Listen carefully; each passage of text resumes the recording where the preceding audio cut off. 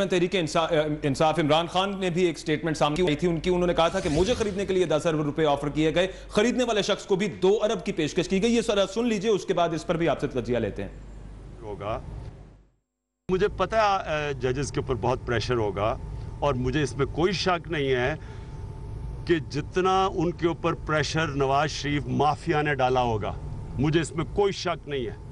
अगर वो मेरी तरह के आदमी को 10 अरब से शुरू करवाने लगे हैं ऑफर, पता नहीं ऊपर कितनी देनी थी उन्होंने, और जो मुझे मनवाने के लिए उसको 2 अरब दे रहे थे, तो सोचें कि कितना प्रेशर जजेस के ऊपर होगा। ये मीर साहब, आपने गुफ्तगू सुनी है चेयरमैन तहरीक इंसाफ की। उनका कहना था कि उनको तो 10 अरब ऑफर हुए, जिसके थ्रू ऑफर करवाई गई उसको 2 अरब की ऑफर करवाई गई, और उन्होंने जजेस का भी कहा। खबर यह भी है कि सर आपको भी ऑफर करवाई गई, इसमें कितनी सदाकत है? अब इसमें आप मुझे छोड़ देना, क्योंकि मैं तो जुडिशरी नहीं हूँ, तो लेकिन इसमें मैं तो जो इमरान खान साहब कह रहे हैं कि अगर उनको ऑफर हुई है तो जुडिशरी को भी ऑफर हुई होगी। तो जो शेख रशीद साहब ने बात की है वो तो JIT के अरकान और जुडिशरी के हवाले से बात की है। तो ये शायद जो हमारा एक तारीखी पस मंजर है उसकी रोशनी में शेख रशीद ने और इमरान खान ने बात की है। लेकिन मैं ये जरूर कहूँगा कि जो 8-10 साल पहले की जो अदलिया थी और आज की अदलिया है उसमें बहुत फर्क है। यकीनन माजी की अदलिया में ऐसे लोग मौजूद थे जो सेनेटर सैफुर रहमान के एक फोन कॉल पर अपना फैसला जो है वो पहले बता देते थे, और यकीनन माजी में जुडिशरी को इन्फ्लुएंस भी किया गया। और जिन लोगों ने नवाज शरीफ साहब के हक में फैसले दिए उनमें से किसी को सदर पाकिस्तान बना दिया गया, किसी को गवर्नर बना दिया गया, किसी को सेनेटर बना दिया गया। तो ये जो हमारी तारीख है ना, उसमें आप उठा के देख लें कि नवाज शरीफ साहब ने जिस जज को सरकारी ओहदा दिया रिटायरमेंट के बाद, वो ऐसे जज थे जिन्होंने के नवाज शरीफ के हक में फैसले दिए थे। ख्वाह वो जस्टिस नसीम हसन शाह थे, उनको क्रिकेट बोर्ड का चेयरमैन बनाया, उन्होंने नवाज शरीफ साहब की हुकूमत बहाल की थी। रफीक तारड़ साहब ने उनके हक में फैसला दिया था, सईदुज़्ज़मान सिद्दीकी साहब ने उनके हक में फैसला दिया था, जस्टिस अफजल लोन ने उनके हक में फैसला दिया था, जस्टिस कयूम ने उनके हक में फैसला दिया था।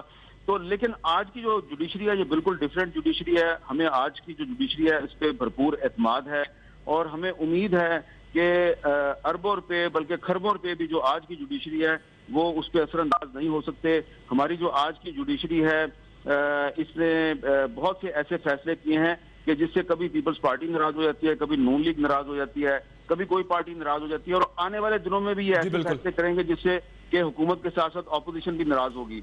तो जो भी शेख रशीद साहब की जो असल बात है ना वो ये है कि ये यकीनन उन्होंने कहा है कि 50 अरब रुपया निकलवाया गया, लेकिन साथ ही साथ उन्होंने बाद में ये भी कह दिया है कि जजों को खरीदने की कोशिश न। अच्छा मीर साहब, इसमें आप क्या समझते हैं, कितनी सदाकत होगी ओवरऑल जो ये बात की जाती है कि पैसे लगाने की कोशिश की जा रही है? खान साहब ने पहले 10 अरब का जब कहा था उस पर उनको हर्जाने का भी हतक इज्जत का नोटिस भिजवा दिया शहबाज शरीफ साहब ने, तो वहां पर जो मिडिल मैन था जिसके थ्रू कहा था वो तो फिर अदालत में पेश नहीं हुआ, उसने कोई बात नहीं किया आगे।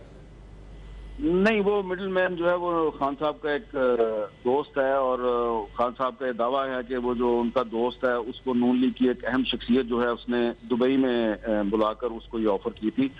तो देखिए बात ये है कि इस्लामाबाद में बहुत सी अफवाहें जो हैं वो इस वक्त सरगर्म हैं, बहुत सी बातें हो रही हैं, और कोई कुछ दावा कर रहा है, कोई कुछ दावा कर रहा है। लेकिन जुडिशरी को चाहिए कि वो ये जो फैसला है पनामा केस में इसका जल्द से जल्द ऐलान कर दे। जितनी जल्दी इस फैसले का ऐलान होगा उतनी जल्दी मुल्क में जो गैर यकीनी, जुडिशरी को चाहिए कि जल्द फैसले का ऐलान किया जाए। बहुत शुक्रिया हामिद मीर साहब आपके।